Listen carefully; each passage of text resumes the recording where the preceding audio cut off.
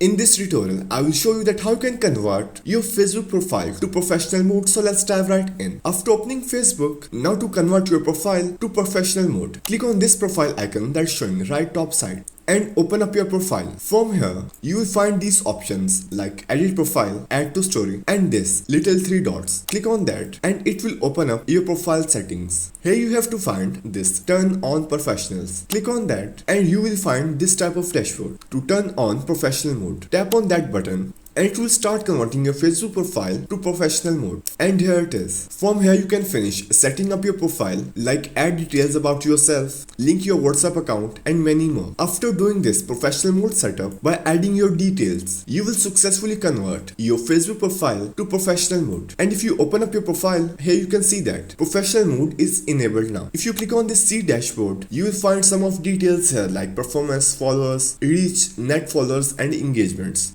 So that's how you can convert your Facebook profile to professional mode in just few easy steps.